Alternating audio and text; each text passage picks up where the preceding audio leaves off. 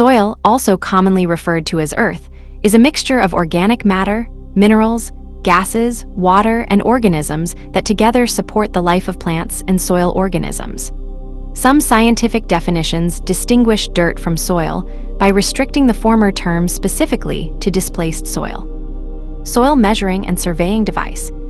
Soil consists of a solid collection of minerals and organic matter, the soil matrix, as well as a porous phase that holds gases, the soil atmosphere, and a liquid phase that holds water and dissolved substances, both organic and inorganic, in ionic or in molecular form, the soil solution. Accordingly, soil is a complex three-state system of solids, liquids, and gases. Soil is a product of several factors: the influence of climate, relief, elevation, orientation, and slope of terrain, organisms, and the soil's parent materials, original minerals, interacting over time. It continually undergoes development by way of numerous physical, chemical, and biological processes, which include weathering with associated erosion. Given its complexity and strong internal connectedness, soil ecologists regard soil as an ecosystem. Most soils have a dry bulk density of soil taking into account voids when dry between 1.1 and 1.6 grams per cubic centimeter, though the soil particle density is much higher, in the range of 2.6 to 2.7 g/cm. Little of the soil of planet Earth is older than the Pleistocene, and none is older than the Cenozoic, although fossilized soils are preserved from as far back as the Archean. Collectively, the Earth's body of soil is called the pedosphere. The pedosphere interfaces with the lithosphere, the hydrosphere, the atmosphere, and the biosphere.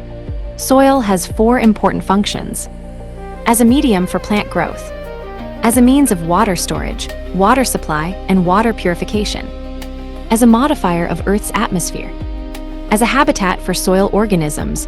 All of these functions, in their turn, modify the soil and its properties.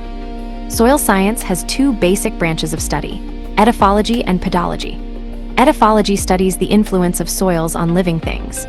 Pedology focuses on the formation, description, morphology, and classification of soils in their natural environment.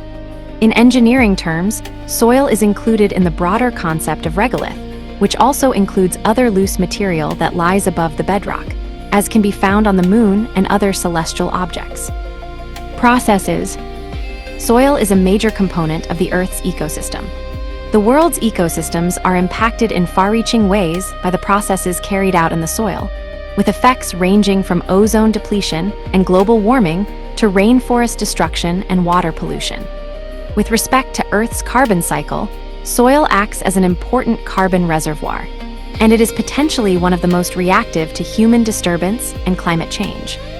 As the planet warms, it has been predicted that soils will add carbon dioxide to the atmosphere due to increased biological activity at higher temperatures, a positive feedback amplification. This prediction has, however, been questioned on consideration of more recent knowledge on soil carbon turnover. Soil acts as an engineering medium, a habitat for soil organisms, a recycling system for nutrients and organic wastes, a regulator of water quality, a modifier of atmospheric composition, and a medium for plant growth, making it a critically important provider of ecosystem services. Since soil has a tremendous range of available niches and habitats, it contains a prominent part of the Earth's genetic diversity. A gram of soil can contain billions of organisms, belonging to thousands of species, mostly microbial and largely still unexplored. Soil has a mean prokaryotic density of roughly 108 organisms per gram, whereas the ocean has no more than 107 prokaryotic organisms per milliliter, gram, of seawater. Organic carbon held in soil is eventually returned to the atmosphere through the process of respiration carried out by heterotrophic organisms, but a substantial part is retained in the soil in the form of soil organic matter. Tillage usually increases the rate of soil respiration, leading to the depletion of soil organic matter. Since plant roots need oxygen, aeration is an important characteristic of soil. This ventilation can be accomplished via networks of interconnected soil pores, which also absorb and hold rainwater, making it readily available for uptake by plants. Since plants require a nearly continuous supply of water, but most regions receive sporadic rainfall. The water-holding capacity of soils is vital for plant survival. Soils can effectively remove impurities, kill disease agents, and degrade contaminants, this latter property being called natural attenuation. Typically, soils maintain a net absorption of oxygen and methane and undergo a net release of carbon dioxide and nitrous oxide. Soils offer plants physical support, air, water, temperature moderation, nutrients, and protection from toxins. Soils provide readily available nutrients to plants and animals by converting dead organic matter into various nutrient forms. Composition. A, B, and C represent the soil profile, a notation firstly coined by Vasily Dokukiv, 1846 to 1903, the father of pedology. Here, A is the topsoil, B is a regolith, C is a saprolite, a less weathered regolith. The bottommost layer represents the bedrock. Shutterstock. Components of a silt loam soil by percent volume. Water 25%. Gases 25%. Sand 18%. Silt 18%. Clay 9%. Organic matter 5%. A typical soil is about 50% solids, 45% mineral and 5% organic matter, and 50% voids, or pores, of which half is occupied by water and half by gas. The percent soil mineral and organic content can be treated as a constant in the short term, while the percent soil water and gas content is considered highly variable, whereby a rise in one is simultaneously balanced by a reduction in the other.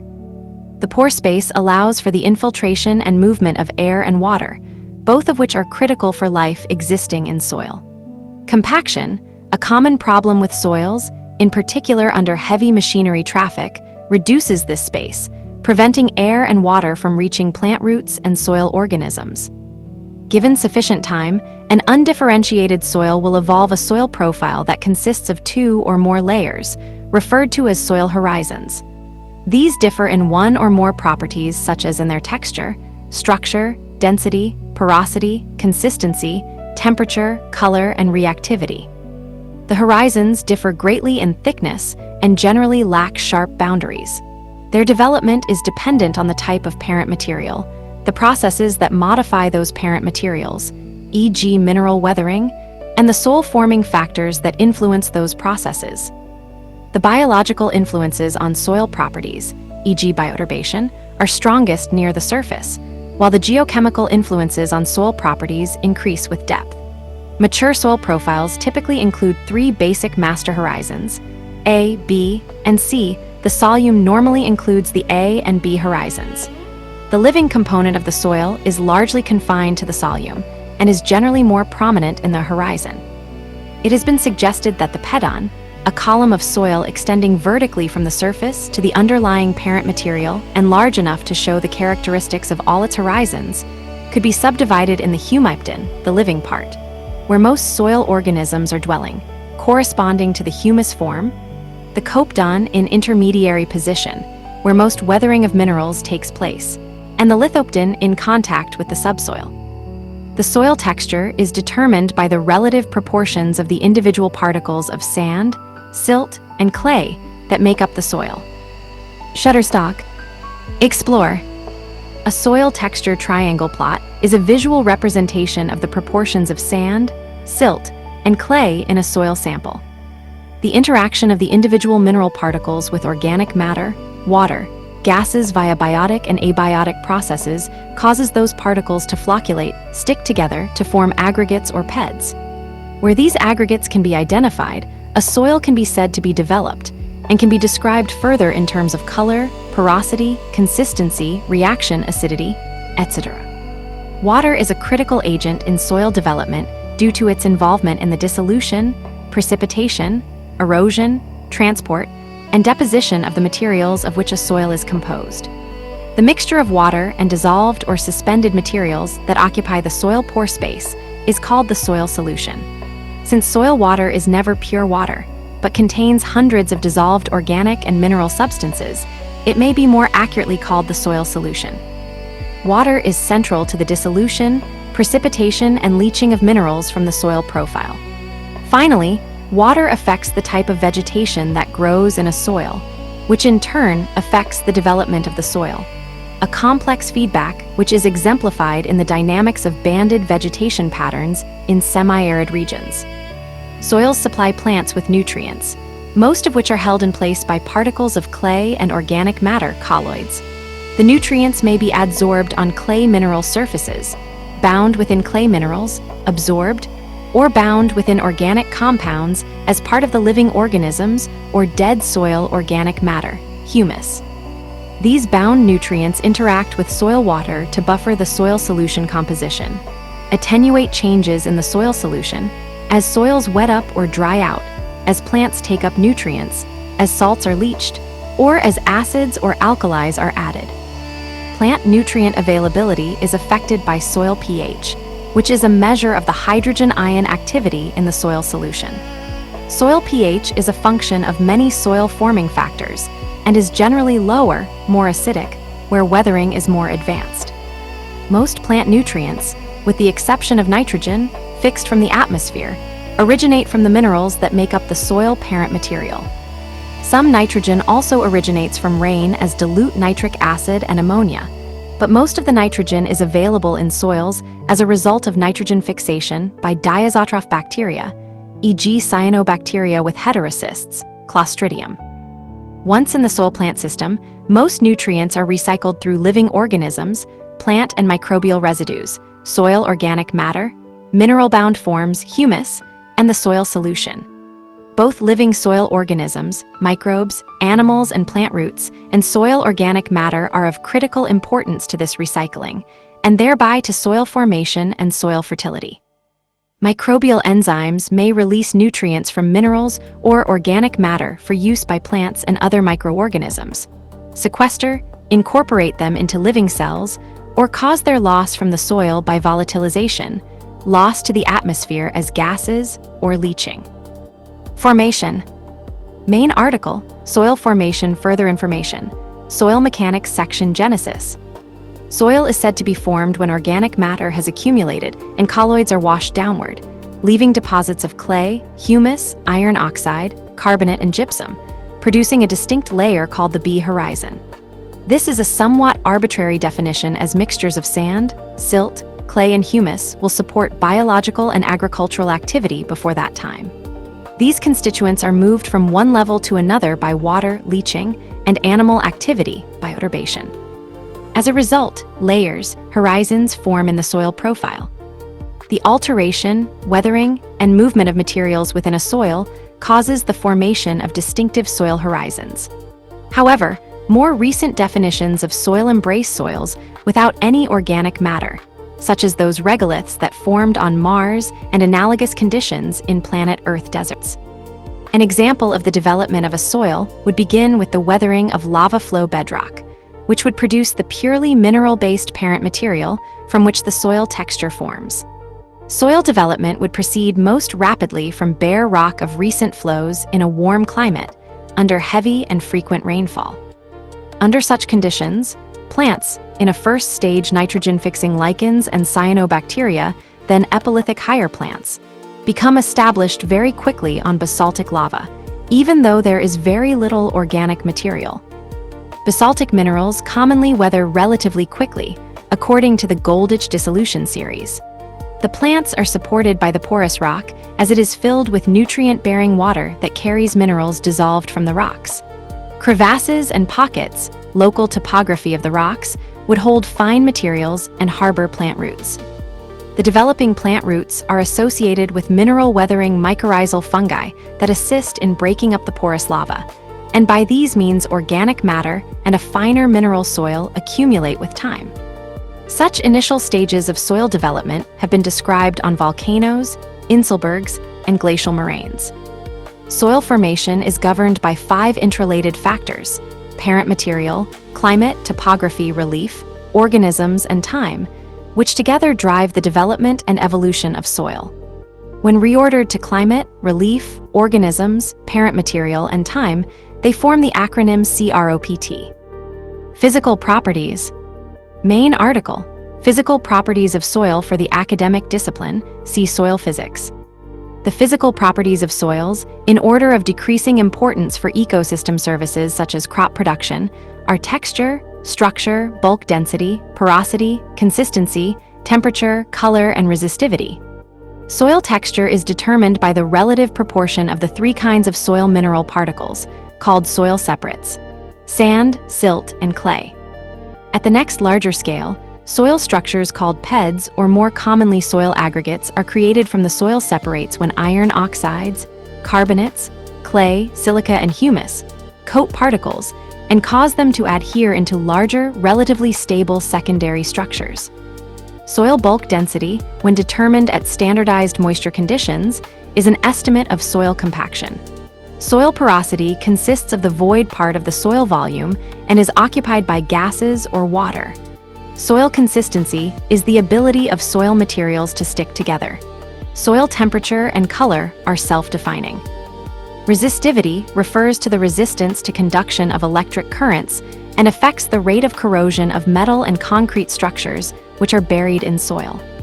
These properties vary through the depth of a soil profile, that is, through soil horizons. Most of these properties determine the aeration of the soil and the ability of water to infiltrate and to be held within the soil. Soil moisture. Main article: soil moisture. Soil water content can be measured as volume or weight. Soil moisture levels, in order of decreasing water content, are saturation, field capacity, wilting point, air dry, and oven dry. Field capacity describes a drained, wet soil at the point water content reaches equilibrium with gravity.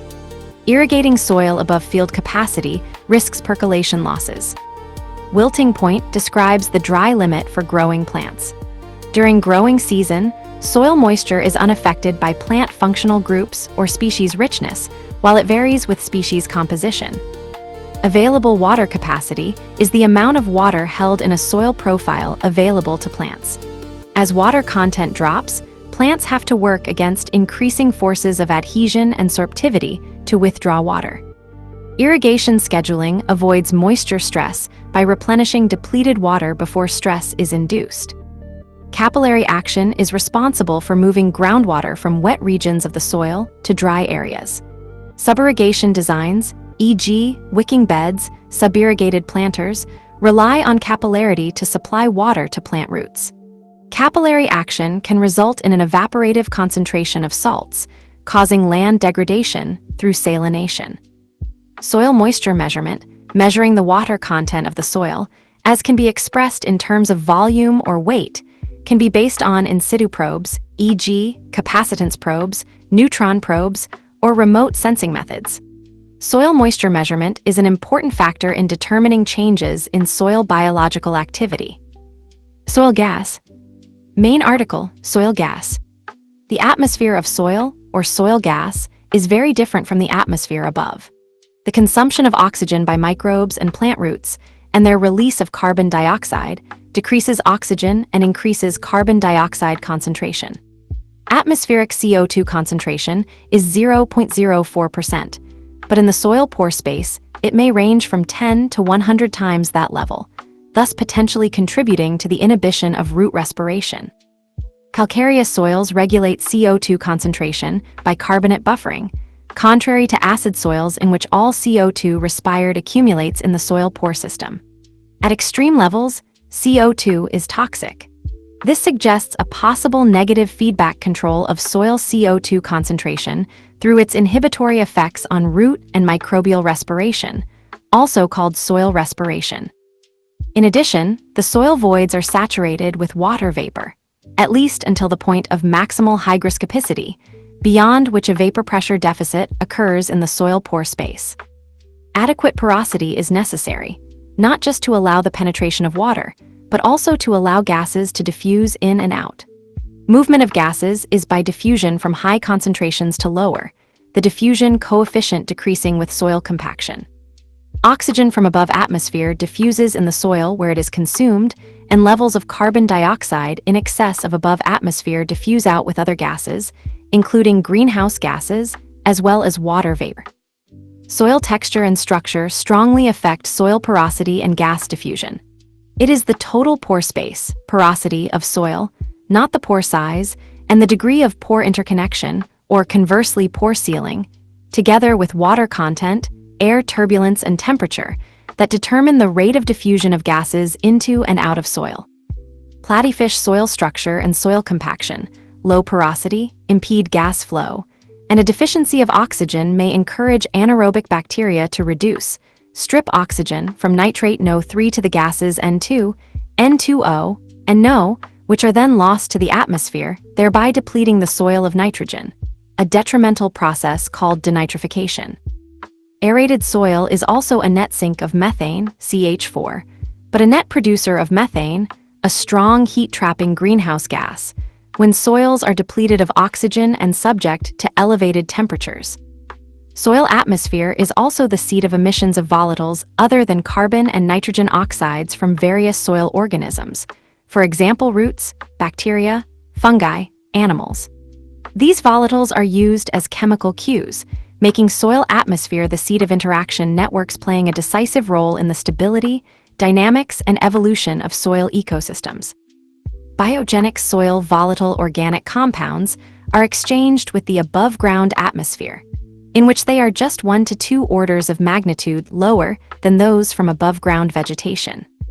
Humans can get some idea of the soil atmosphere through the well-known after-the-rain scent, when infiltrating rainwater flushes out the whole soil atmosphere after a drought period, or when soil is excavated, a bulk property attributed in a reductionist manner to particular biochemical compounds such as petrichor or geosmin. Solid phase soil matrix. Main article, soil matrix. Soil particles can be classified by their chemical composition, mineralogy, as well as their size. The particle size distribution of a soil, its texture, determines many of the properties of that soil, in particular hydraulic conductivity and water potential, but the mineralogy of those particles can strongly modify those properties. The mineralogy of the finest soil particles, clay, is especially important. Soil biodiversity. Main article, soil biology. Large numbers of microbes, animals, plants, and fungi are living in soil.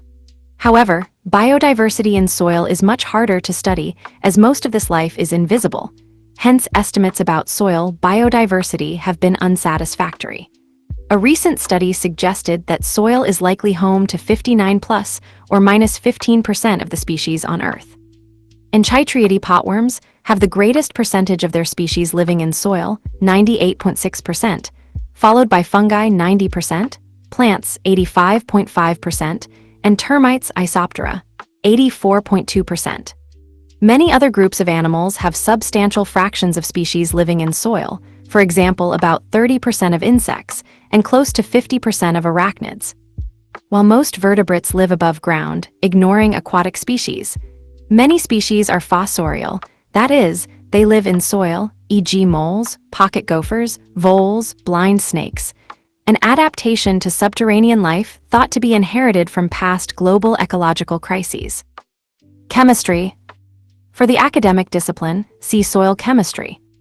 The chemistry of a soil determines its ability to supply available plant nutrients and affects its physical properties and the health of its living population. In addition, a soil's chemistry also determines its corrosivity, stability, and ability to absorb pollutants and to filter water. It is the surface chemistry of mineral and organic colloids that determines soil's chemical properties. A colloid is a small, insoluble particle ranging in size from 1 nanometer to 1 micrometer, thus small enough to remain suspended by Brownian motion in a fluid medium without settling. Most soils contain organic colloidal particles called humus, as well as the inorganic colloidal particles of clays. The very high specific surface area of colloids and their net electrical charges give soil its ability to hold and release ions. Negatively charged sites on colloids attract and release cations in what is referred to as cation exchange. Cation exchange capacity is the amount of exchangeable cations per unit weight of dry soil and is expressed in terms of milliequivalents of positively charged ions per 100 grams of soil, or centimoles of positive charge per kilogram of soil. cmol/kg. Similarly, positively charged sites on colloids can attract and release anions in the soil, giving the soil anion exchange capacity. Cation and anion exchange. Further information, cation exchange capacity. The cation exchange that takes place between colloids and soil water buffers moderates soil pH, alters soil structure, and purifies percolating water by adsorbing cations of all types, both useful and harmful. The negative or positive charges on colloid particles make them able to hold cations or anions, respectively, to their surfaces. The charges result from four sources. Isomorphous substitution occurs in clay during its formation, when lower valence cations substitute for higher valence cations in the crystal structure. Substitutions in the outermost layers are more effective than for the innermost layers, as the electric charge strength drops off as the square of the distance. The net result is oxygen atoms with net negative charge and the ability to attract cations. Edge of clay oxygen atoms are not in balance ionically, as the tetrahedral and octahedral structures are incomplete. Hydroxyls may substitute for oxygens of the silica layers, a process called hydroxylation. When the hydrogens of the clay hydroxyls are ionized into solution, they leave the oxygen with a negative charge, anionic clays. Hydrogens of humus hydroxyl groups may also be ionized into solution, leaving, similarly to clay, an oxygen with a negative charge. Cations held to the negatively charged colloids resist being washed downward by water and are at first out of reach of plant roots, thereby preserving the soil fertility in areas of moderate rainfall and low temperatures. There is a hierarchy in the process of cation exchange on colloids, as cations differ in the strength of adsorption by the colloid and hence their ability to replace one another ion exchange. If present in equal amounts in the soil-water solution, Al3+ replaces H+, replaces Ca2, replaces Mg2, replaces K+, same as NH4+, replaces Na+. If one cation is added in large amounts, it may replace the others by the sheer force of its numbers. This is called law of mass action. This is largely what occurs with the addition of cationic fertilizers, potash, lime. As the soil solution becomes more acidic, low pH, meaning an abundance of H+, the other cations more weakly bound to colloids are pushed into solution as hydrogen ions occupy exchange sites, protonation. A low pH may cause the hydrogen of hydroxyl groups to be pulled into solution, leaving charged sites on the colloid available to be occupied by other cations. This ionization of hydroxy groups on the surface of soil colloids creates what is described as pH-dependent surface charges. Unlike permanent charges developed by isomorphous substitution, pH-dependent charges are variable and increase with increasing pH-freed cations can be made available to plants, but are also prone to be leached from the soil, possibly making the soil less fertile. Plants are able to excrete H+ into the soil through the synthesis of organic acids, and by that means, change the pH of the soil near the root and push cations off the colloids, thus making those available to the plant. Cation exchange capacity, CEC. Cation exchange capacity is the soil's ability to remove cations from the soil-water solution and sequester those to be exchanged later as the plant roots release hydrogen ions to the solution. CEC is the amount of exchangeable hydrogen cations, H+, that will combine with 100 grams dry weight of soil and whose measure is 1 milliequivalent per 100 grams of soil, 1 mech/100 G. Hydrogen ions have a single charge and 1/1000th of a gram, 1 milligrams, of hydrogen ions per 100 grams dry soil, gives a measure of 1 milliequivalent of hydrogen ion. Calcium, with an atomic weight 40 times that of hydrogen, and with a valence of 2, converts to 40 divided by 2 times 1 milliequivalent equals 20 milliequivalents of hydrogen ion per 100 grams of dry soil, or 20 mech/100 G. The modern measure of CEC is expressed as centimoles of positive charge per kilogram, cmol/kg, of oven-dry soil.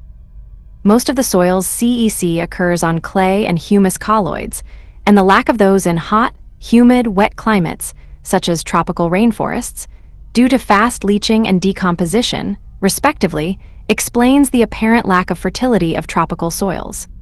Live plant roots also have some CEC, linked to their specific surface area. Cation exchange capacity for soils, soil textures, Soil colloids soil state CEC MEX/100G. Charlotte Fine Sand, Florida 1. Ruston Fine Sandy Loam, Texas 1.9. Gloucester Loam, New Jersey 11.9. Grundy Silt Loam, Illinois 26.3. Gleason Clay Loam, California 31.6. Susquehanna Clay Loam, Alabama 34.3. Davy Mucky Fine Sand, Florida 100.8.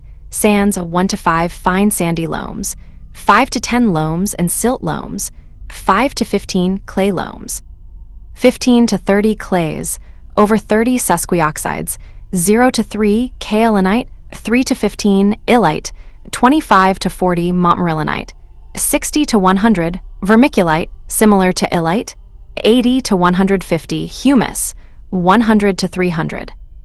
Anion exchange capacity, AEC. Anion exchange capacity is the soil's ability to remove anions, such as nitrate, phosphate, from the soil water solution and sequester those for later exchange as the plant roots release carbonate anions to the soil water solution. Those colloids which have low CEC tend to have some AEC. Amorphous and sesquioxide clays have the highest AEC, followed by the iron oxides. Levels of AEC are much lower than for CEC, because of the generally higher rate of positively versus negatively charged surfaces on soil colloids, to the exception of variable charge soils. Phosphates tend to be held at anion exchange sites.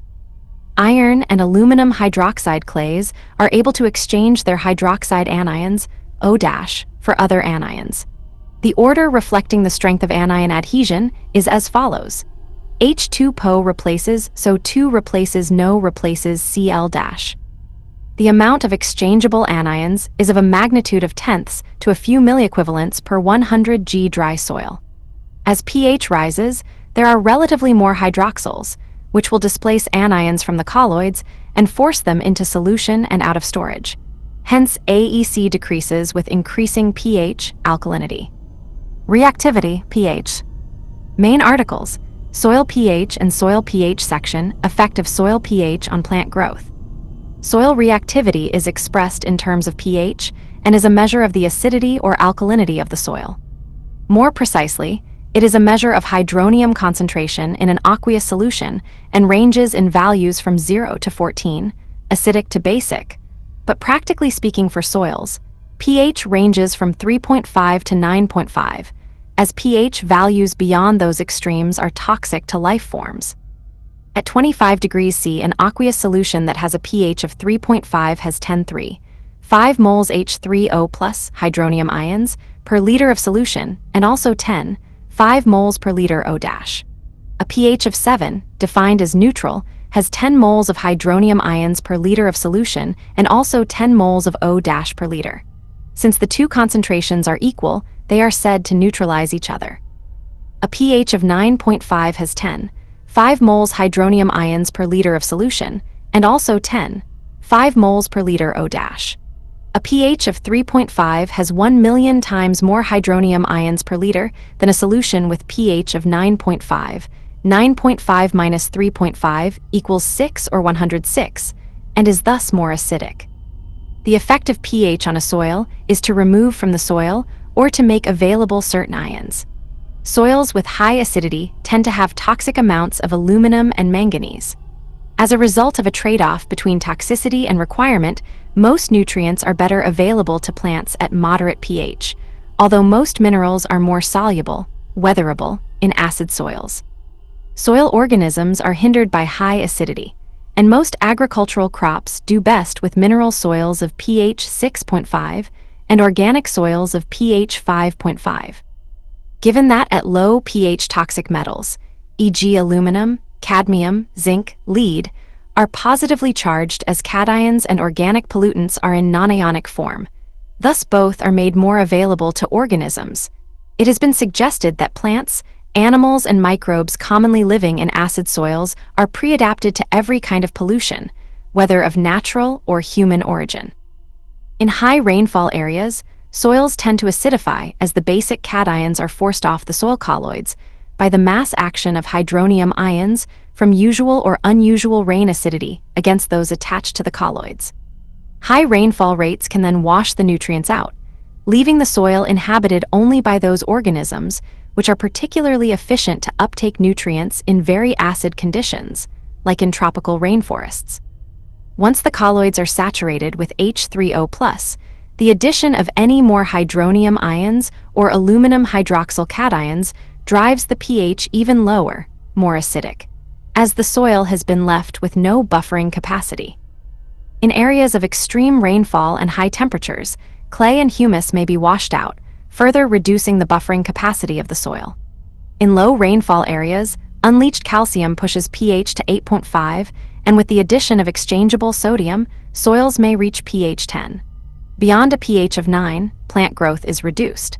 High pH results in low micronutrient mobility, but water-soluble chelates of those nutrients can correct the deficit. Sodium can be reduced by the addition of gypsum, calcium sulfate. As calcium adheres to clay more tightly than does sodium, causing sodium to be pushed into the soil water solution, where it can be washed out by an abundance of water. Base saturation percentage.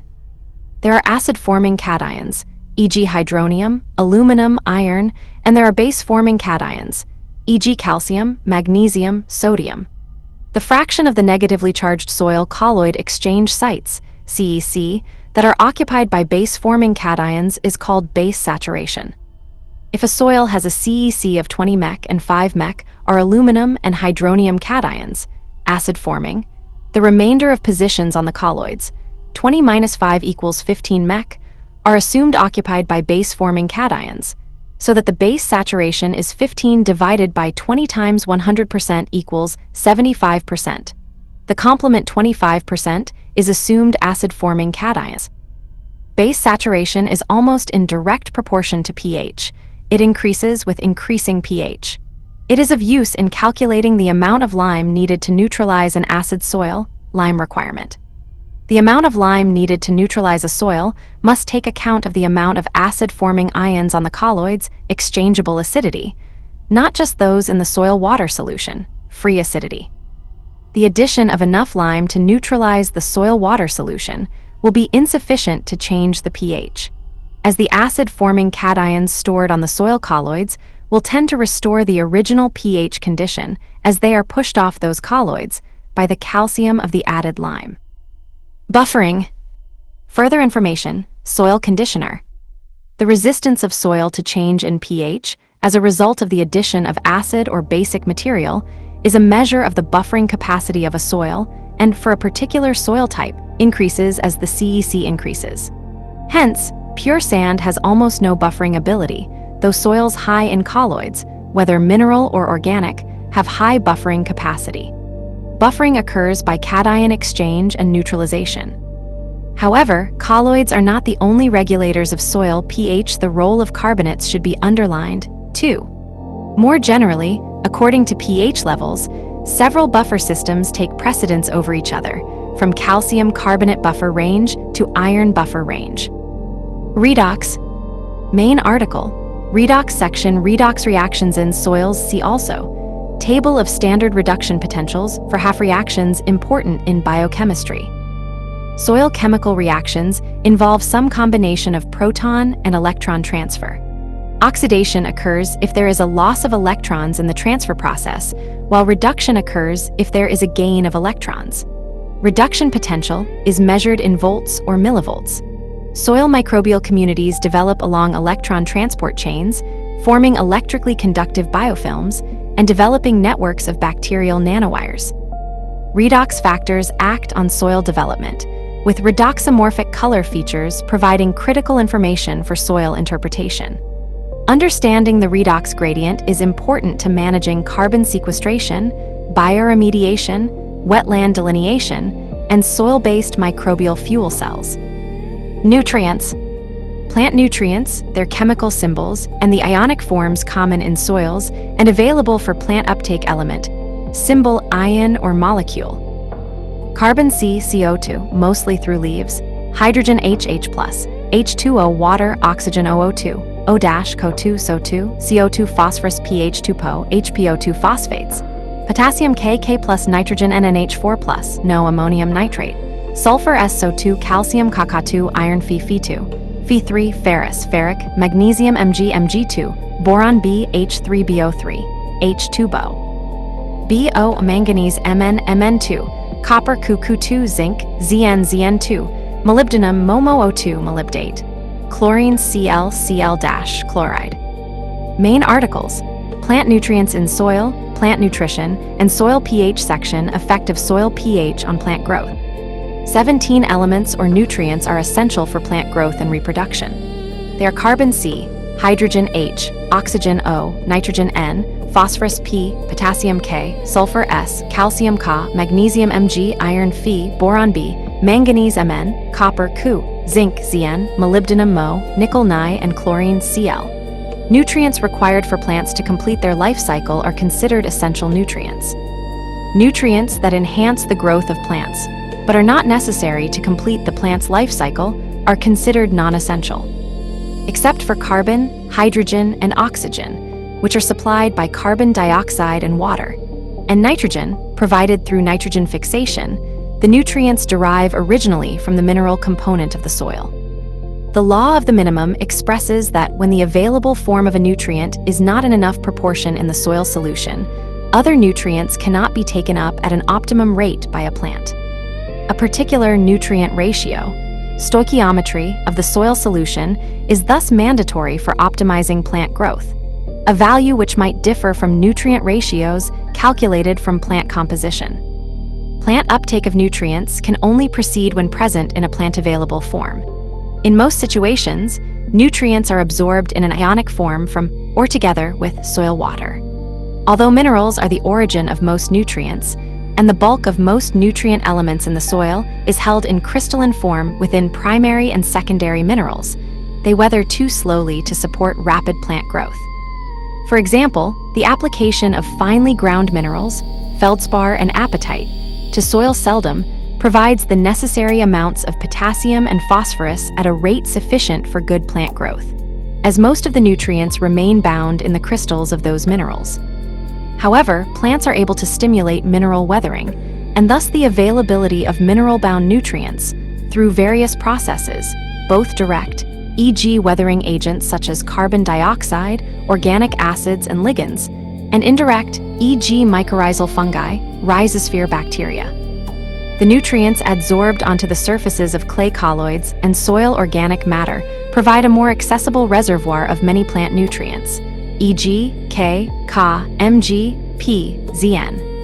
As plants absorb the nutrients from the soil water, the soluble pool is replenished from the surface-bound pool. The decomposition of soil organic matter by microorganisms is another mechanism whereby the soluble pool of nutrients is replenished. This is important for the supply of plant-available N, S, P, and B from soil. Gram for gram, the capacity of humus to hold nutrients and water is far greater than that of clay minerals. Most of the soil cation exchange capacity arising from charged carboxylic groups on organic matter. However, despite the remarkable capacity of humus to retain water once water-soaked, its high hydrophobicity decreases its wettability once dry, a non-reversible process called hysteresis. Small amounts of humus may remarkably increase the soil's capacity to promote plant growth. Soil organic matter. Main article: Soil organic matter. The organic material in soil is made up of organic compounds and includes plant, animal, and microbial material, both living and dead. A typical soil has a biomass composition of 70% microorganisms, 22% macrofauna, and 8% roots. The living component of an acre of soil may include 900 pounds of earthworms, 2,400 pounds of fungi, 1,500 pounds of bacteria, 133 pounds of protozoa, and 890 pounds of arthropods and algae. A few percent of the soil organic matter, with small residence time, consists of the microbial biomass and metabolites of bacteria, molds, and actinomycetes that work to break down the dead organic matter. Were it not for the mineralizing action of these microorganisms, the entire carbon dioxide part of the atmosphere would be sequestered as organic matter in the soil. However, in the same time, soil microbes contribute to carbon sequestration in the topsoil through the formation of stable humus. In the aim to sequester more carbon in the soil for alleviating the greenhouse effect, it would be more efficient in the long term to stimulate humification than to decrease litter decomposition. The main part of soil organic matter is a complex assemblage of small organic molecules, collectively called humus or humic substances. The use of these terms, which do not rely on a clear chemical classification, has been considered as obsolete. Other studies showed that the classical notion of molecule is not convenient for humus, which escaped most attempts done over 2 centuries to resolve it in unit components, but still is chemically distinct from polysaccharides, lignins, and proteins. Most living things in soils, including plants, animals, bacteria, and fungi, transform nutrients and energy in organic matter and in turn are dependent on it for their requirements. Soils have organic compounds in varying degrees of decomposition, the rate of which is dependent on temperature, soil moisture, and aeration. Bacteria and fungi feed on raw organic matter, which are fed upon by protozoa, which in turn are fed upon by nematodes, annelids, and arthropods, themselves able to consume and transform raw or humified organic matter. This has been called the soil food web, through which all organic matter is processed as in a digestive system. Organic matter holds soils open, allowing the infiltration of air and water, and may hold as much as twice its weight in water. Many soils, including desert and rocky gravel soils, have little or no organic matter. Soils that are all organic matter, such as peat histosols, are infertile. In its earliest stage of decomposition, the original organic material is often called raw or fresh organic matter. The final stage of decomposition is called humus. In grassland, much of the organic matter added to the soil is from the deep, fibrous grass root systems. By contrast, tree leaves falling on the forest floor are the principal source of soil organic matter in the forest. Another difference is the frequent occurrence in the grasslands of fires that destroy large amounts of above-ground material, but stimulate even greater contributions from roots. Also, the much greater acidity under any forests inhibits the action of certain soil organisms that otherwise would mix much of the surface litter into the mineral soil. As a result, the soils under grasslands generally develop a horizon with a deeper distribution of organic matter than in comparable soils under forests, which characteristically store most of their organic matter in the forest floor horizon and thin horizon. Horizons. Main article, soil horizon. A horizontal layer of the soil, whose physical features, composition, and age are distinct from those above and beneath, is referred to as a soil horizon. The naming of a horizon is based on the type of material of which it is composed. Those materials reflect the duration of specific processes of soil formation. They are labeled using a shorthand notation of letters and numbers which describe the horizon in terms of its color, size, texture, structure, consistency, root quantity, pH, voids, boundary characteristics, and presence of nodules or concretions. No soil profile has all the major horizons. Some, called entisols, may have only one horizon or are currently considered as having no horizon, in particular incipient soils from unreclaimed mining waste deposits, moraines, volcanic cones, sand dunes, or alluvial terraces. Upper soil horizons may be lacking in truncated soils following wind or water ablation, with concomitant downslope burying of soil horizons, a natural process aggravated by agricultural practices such as tillage. The growth of trees is another source of disturbance, creating a microscale heterogeneity which is still visible in soil horizons once trees have died. By passing from a horizon to another, from the top to the bottom of the soil profile, one goes back in time, with past events registered in soil horizons like in sediment layers. Sampling pollen, testate amoebae, and plant remains in soil horizons may help to reveal environmental changes, e.g. climate change, land use change, which occurred in the course of soil formation. Soil horizons can be dated by several methods such as radiocarbon, using pieces of charcoal provided they are of enough size to escape perturbation by earthworm activity and other mechanical disturbances. Fossil soil horizons from paleosols can be found within sedimentary rock sequences, allowing the study of past environments. The exposure of parent material to favorable conditions produces mineral soils that are marginally suitable for plant growth, as is the case in eroded soils. The growth of vegetation results in the production of organic residues which fall on the ground as litter for plant aerial parts, leaf litter, or are directly produced below ground for subterranean plant organs, root litter, and then release dissolved organic matter.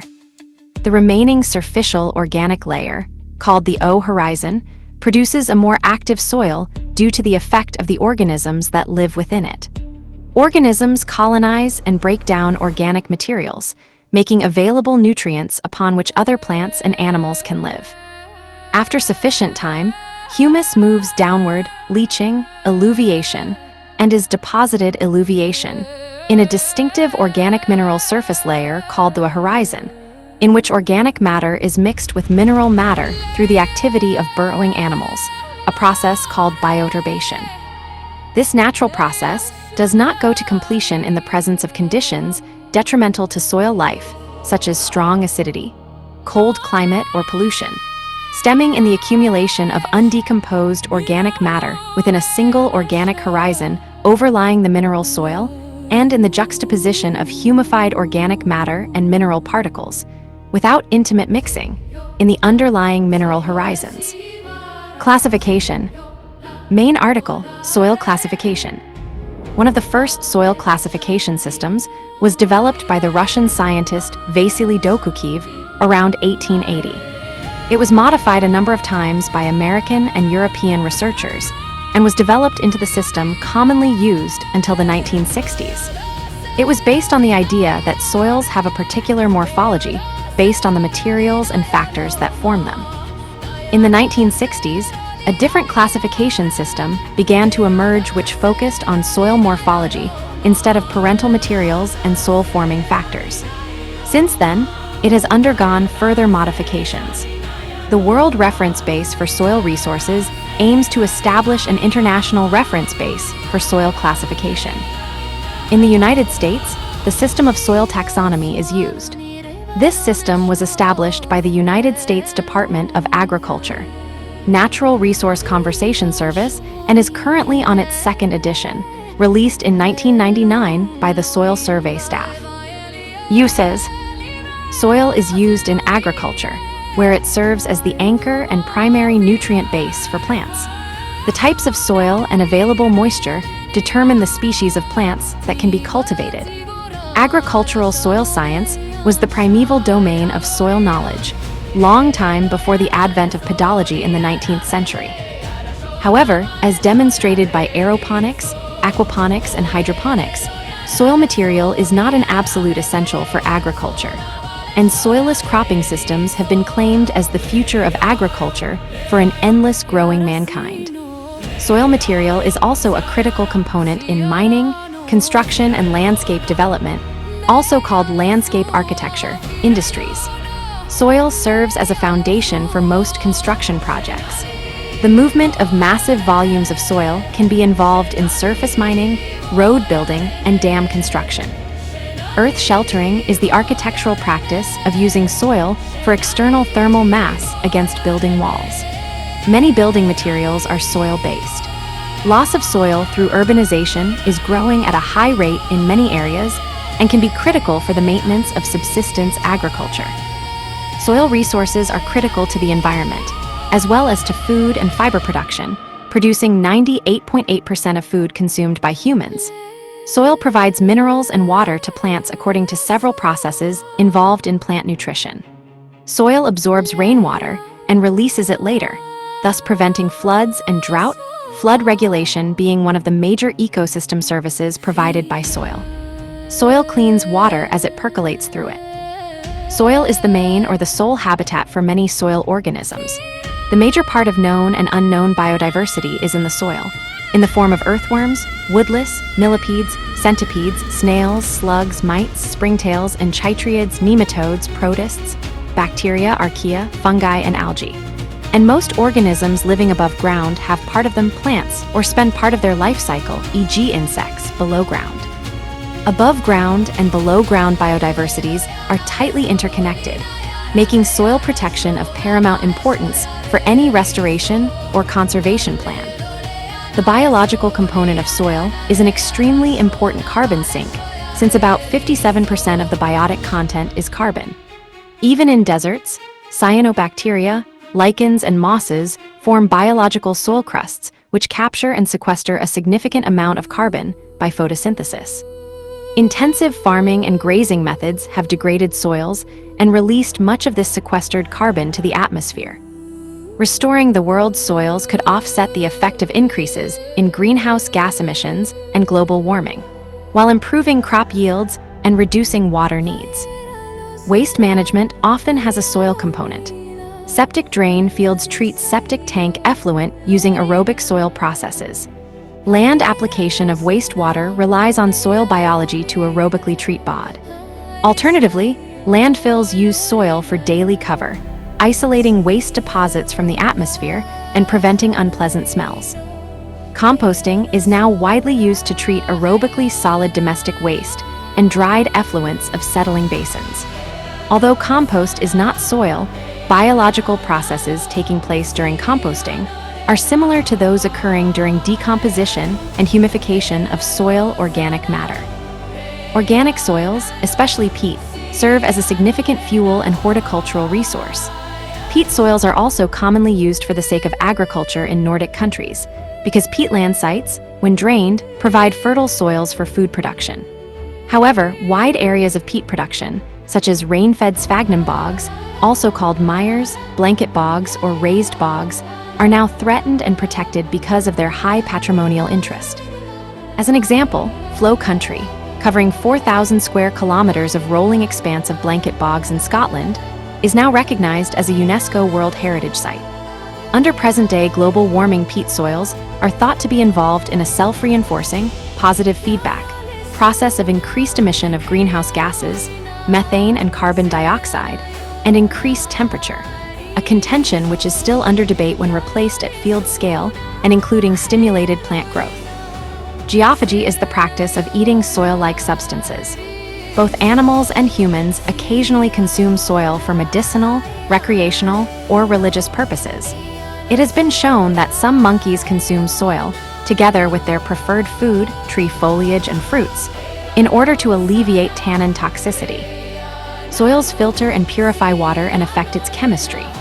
Rainwater and pooled water from ponds, lakes and rivers percolate through the soil horizons and the upper rock strata, thus becoming groundwater. Pests, viruses, and pollutants such as persistent organic pollutants, chlorinated pesticides, polychlorinated biphenyls, oils, hydrocarbons, heavy metals, lead, zinc, cadmium, and excess nutrients, nitrates, sulfates, phosphates, are filtered out by the soil.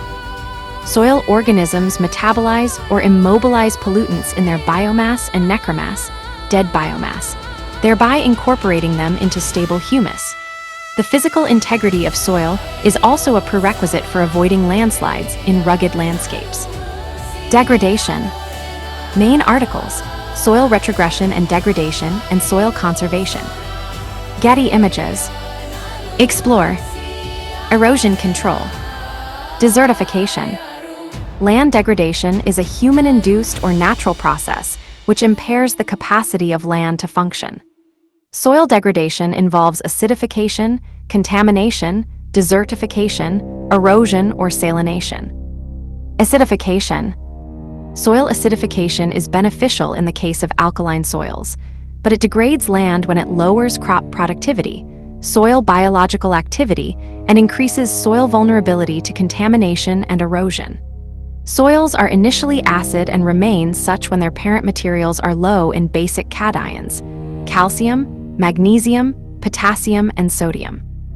On parent materials richer in weatherable minerals, acidification occurs when basic cations are leached from the soil profile by rainfall or exported by the harvesting of forest or agricultural crops.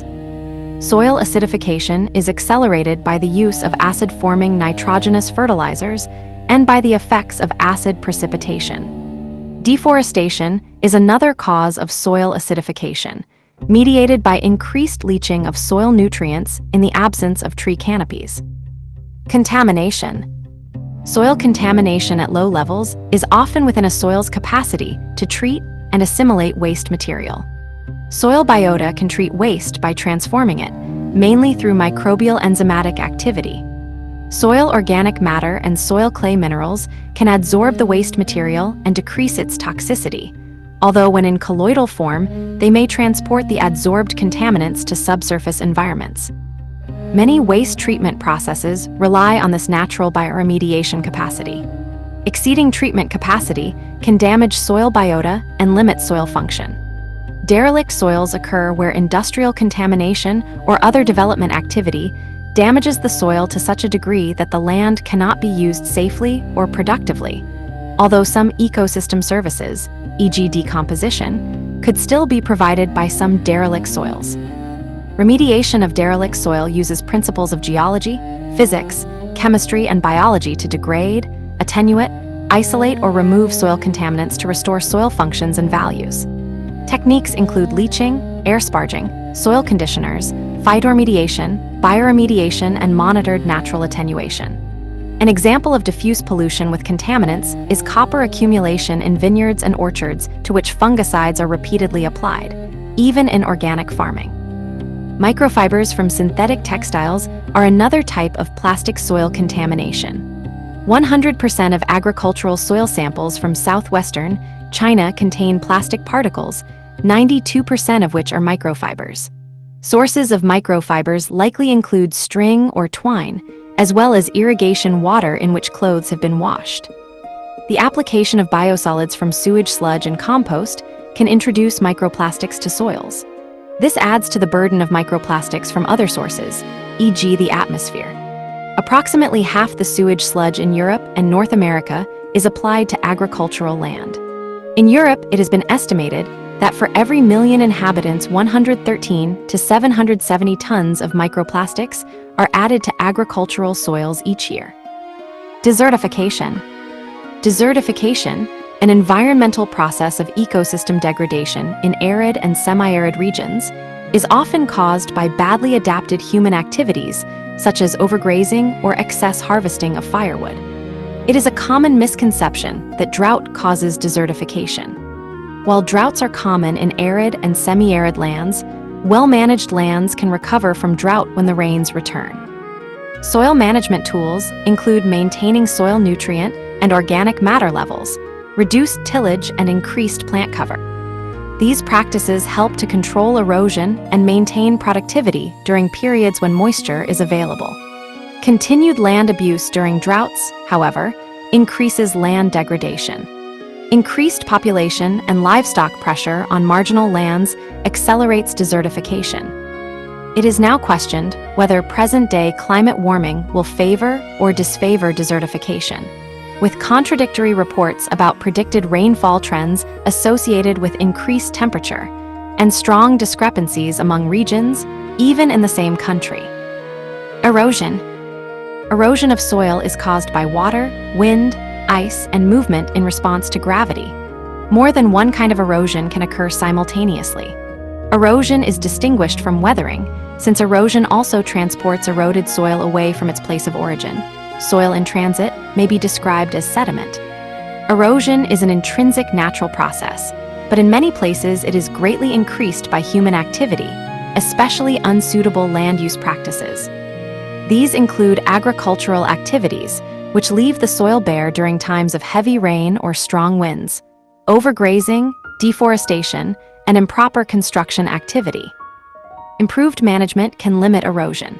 Soil conservation techniques which are employed include changes of land use, such as replacing erosion-prone crops with grass or other soil-binding plants, changes to the timing or type of agricultural operations, terrace building, use of erosion-suppressing cover materials, including cover crops and other plants, limiting disturbance during construction, and avoiding construction during erosion-prone periods and in erosion-prone places such as steep slopes. Historically, one of the best examples of large-scale soil erosion due to unsuitable land use practices is wind erosion, the so-called Dust Bowl, which ruined American and Canadian prairies during the 1930s, when immigrant farmers, encouraged by the federal government of both countries, settled and converted the original shortgrass prairie to agricultural crops and cattle ranching. A serious and long-running water erosion problem occurs in China, on the middle reaches of the Yellow River and the upper reaches of the Yangtze River. From the Yellow River, over 1.6 billion tons of sediment flow each year into the ocean. The sediment originates primarily from water erosion, gully erosion, in the Les Plateaux region of northwest China. Soil piping is a particular form of soil erosion that occurs below the soil surface. It causes levee and dam failure, as well as sinkhole formation. Turbulent flow removes soil starting at the mouth of the seep flow, and the subsoil erosion advances up gradient.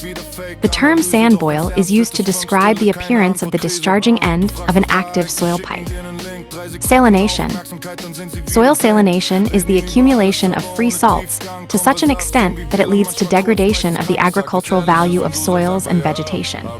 Consequences include corrosion damage, reduced plant growth, erosion due to loss of plant cover and soil structure, and water quality problems due to sedimentation.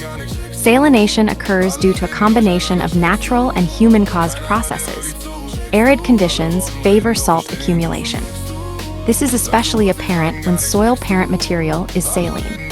Irrigation of arid lands is especially problematic. All irrigation water has some level of salinity.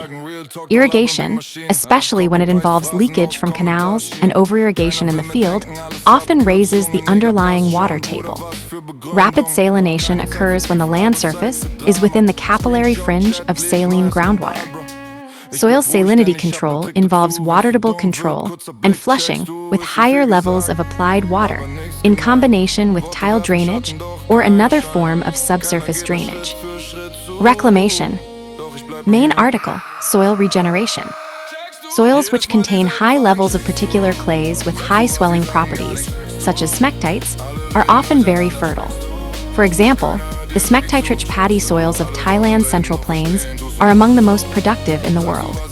However, the overuse of mineral nitrogen fertilizers and pesticides in irrigated intensive rice production has endangered these soils, forcing farmers to implement integrated practices based on cost reduction operating principles. Many farmers in tropical areas, however, struggle to retain organic matter and clay in the soils they work. For example, productivity has declined and soil erosion has increased in the low-clay soils of northern Thailand, following the abandonment of shifting cultivation for a more permanent land use.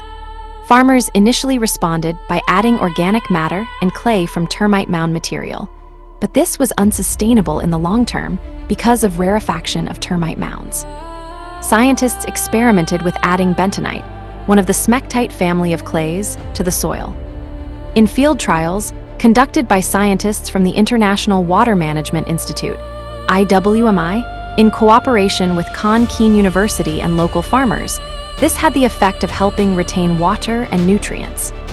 Supplementing the farmer's usual practice with a single application of 200 kilograms per rye, 1,300 kilograms ha, 1,100 pounds acre of bentonite resulted in an average yield increase of 73%. Other studies showed that applying bentonite to degraded sandy soils reduced the risk of crop failure during drought years. In 2008, 3 years after the initial trials, IWMI scientists conducted a survey among 250 farmers in northeast Thailand, half of whom had applied bentonite to their fields. The average improvement for those using the clay addition was 18% higher than for non-clay users. Using the clay had enabled some farmers to switch to growing vegetables, which need more fertile soil. This helped to increase their income. The researchers estimated that 200 farmers in northeast Thailand and 400 in Cambodia had adopted the use of clays, and that a further 20,000 farmers were introduced to the new technique.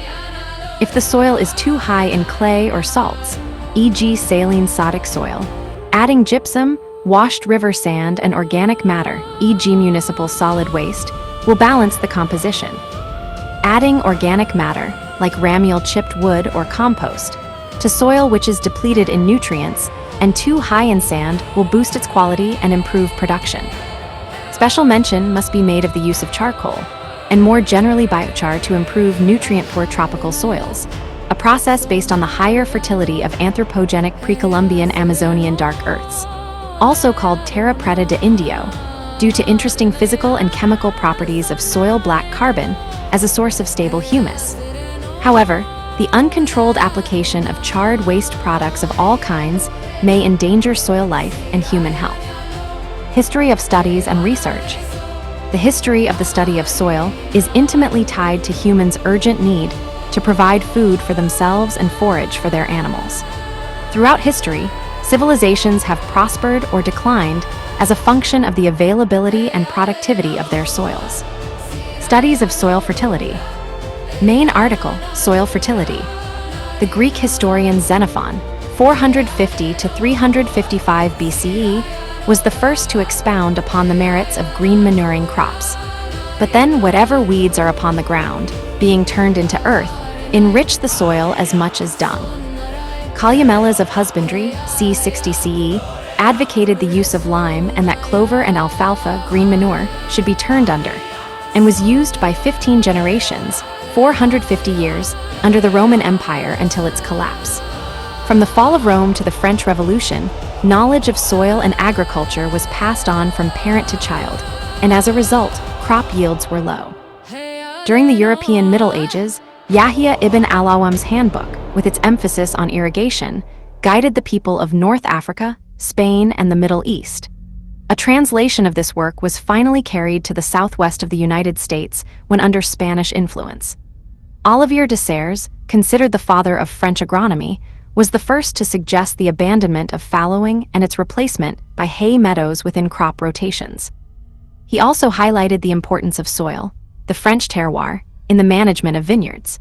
His famous book Le Théâtre d'Agriculture et Mesnage des Champs contributed to the rise of modern, sustainable agriculture, and to the collapse of old agricultural practices such as soil amendment for crops by the lifting of forest litter and assarding, which ruined the soils of Western Europe during the Middle Ages and even later on according to regions. Experiments into what made plants grow first led to the idea that the ash left behind when plant matter was burned was the essential element, but overlooked the role of nitrogen, which is not left on the ground after combustion, a belief which prevailed until the 19th century. In about 1635, the Flemish chemist January Baptist van Helmont thought he had proved water to be the essential element from his famous 5 years experiment with a willow tree grown with only the addition of rainwater. His conclusion came from the fact that the increase in the plant's weight had apparently been produced only by the addition of water, with no reduction in the soil's weight. John Woodward, d. 1728, experimented with various types of water ranging from clean to muddy and found muddy water the best, and so he concluded that earthy matter was the essential element. Others concluded it was humus in the soil that passed some essence to the growing plant. Still others held that the vital growth principle was something passed from dead plants or animals to the new plants. At the start of the 18th century, Jethro Tull demonstrated that it was beneficial to stir the soil, but his opinion that the stirring made the fine parts of soil available for plant absorption was erroneous. As chemistry developed, it was applied to the investigation of soil fertility. The French chemist Antoine Lavoisier showed in about 1778 that plants and animals must combust oxygen internally to live. He was able to deduce that most of the 165-pound, 75 kilograms, weight of Van Helmont's willow tree derived from air. It was the French agriculturalist Jean-Baptiste Boussingault who by means of experimentation obtained evidence showing that the main sources of carbon, hydrogen, and oxygen for plants were air and water, while nitrogen was taken from soil. Justus von Liebig, in his book Organic Chemistry, in its applications to agriculture and physiology, published 1840, asserted that the chemicals in plants must have come from the soil and air, and that to maintain soil fertility, the used minerals must be replaced. Liebig nevertheless believed the nitrogen was supplied from the air. The enrichment of soil with guano by the Incas was rediscovered in 1802 by Alexander von Humboldt. This led to guano mining and that of Chilean nitrate, and to its application to soil in the United States and Europe after 1840. The work of Liebig was a revolution for agriculture, and so other investigators started experimentation based on it. In England, John Bennett Laws and Joseph Henry Gilbert worked in the Rothamsted Experimental Station, founded by the former, and rediscovered that plants took nitrogen from the soil, and that salts needed to be in an available state to be absorbed by plants. Their investigations also produced the superphosphate, consisting in the acid treatment of phosphate rock. This led to the invention and use of salts of potassium, K, and nitrogen, N, as fertilizers. Ammonia generated by the production of coke was recovered and used as fertilizer. Finally, the chemical basis of nutrients delivered to the soil in manure was understood, and in the mid-19th century chemical fertilizers were applied. However, the dynamic interaction of soil and its life forms was still not understood. In 1856, J. Thomas Way discovered that ammonia contained in fertilizers was transformed into nitrate, and 20 years later Robert Warrington proved that this transformation was done by living organisms.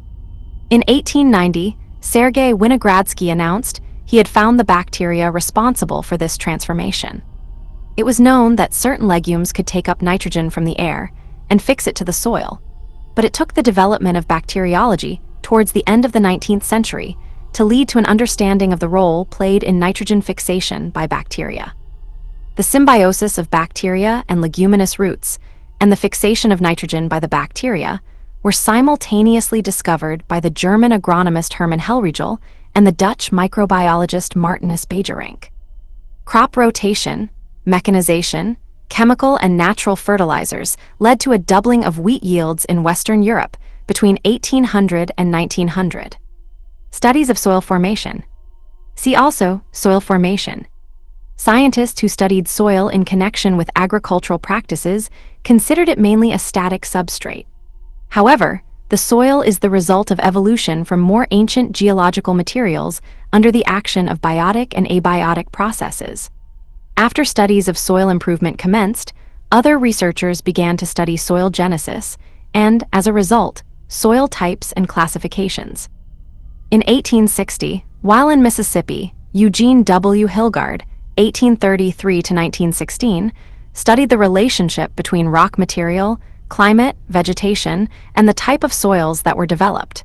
He realized that the soils were dynamic and considered the classification of soil types. His work was discontinued.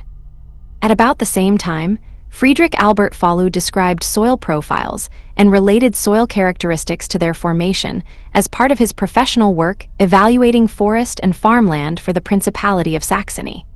His 1857 book, Anfangsgrund der Bodenkunde, First Principles of Soil Science, established modern soil science. Contemporary with Fallow's work, and driven by the same need to accurately assess land for equitable taxation, Vasily Dokukiv led a team of soil scientists in Russia who conducted an extensive survey of soils, observing that similar basic rocks, climate and vegetation types lead to similar soil layering and types, and established the concepts for soil classifications. Due to language barriers, the work of this team was not communicated to Western Europe until 1914 through a publication in German by Konstantin Glinka, a member of the Russian team. Curtis F. Marbut, influenced by the work of the Russian team, translated Glinka's publication into English, and, as he was placed in charge of the U.S. National Cooperative Soil Survey, applied it to a national soil classification system.